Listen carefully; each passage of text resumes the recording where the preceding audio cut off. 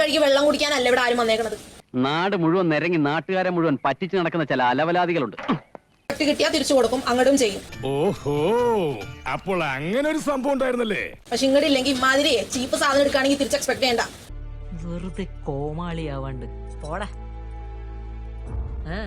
I miss ശൈത്യ. എനിക്കറിയാവുള്ള എന്തോരം correct ആയിരുന്നു. മനസ്സിലായോ? Something is fishing. ഞാൻ മീൻ ചെയ്താ പറയുന്നത്, അത്രക്ക് ഞാൻ മീൻ ചെയ്താ പറയുന്നത്. അതുകൊണ്ട് ഇപ്പൊ എന്താ? അല്ല, ഒന്നുമില്ല. ഇവിടെ നിങ്ങൾക്ക് ഓരോന്ന് എന്താ ഇതുപോലുള്ള വിട്ടിത്തുകളൊക്കെ പുലമ്പുന്നത്? എന്തിനാ എന്നെ ഇങ്ങനെ വേദനിപ്പിക്കണേ?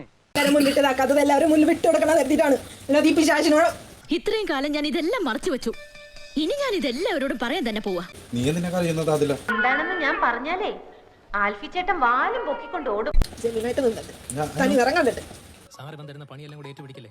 ആ ബാലായി സാറിനെ സൂചിപ്പിച്ച് കുപ്പിയിലാക്കി വെച്ചിരിക്കുകയാണ്. ഇവ മഹാ സോപ്പാണ്, കൂടെ തേപ്പ്. ഇത് ഇന്നും ഇന്നലെയും തുടങ്ങിയതല്ല ഈ വൃത്തികെട്ട മറ്റൊരു സ്വഭാവം. മനുഷ്യരെല്ലാവരും പാവങ്ങളാണ് പ്രസിഡന്റ്. സാഹചര്യമാണ് അവനെ വഷളാക്കുന്നത്.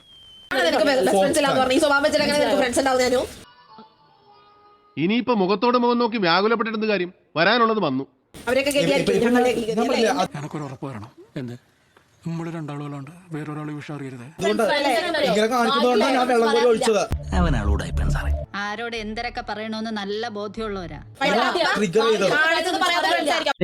ഈ വേലത്തിലൊന്നും എന്നോട് വേണ്ട. ചേട്ടൻ എല്ലാ കാര്യവും നല്ല ഓർമ്മയുണ്ട്. ചമ്മലാണ് ഓർമ്മയില്ലാത്ത അഭിനയിക്കല്ലേ?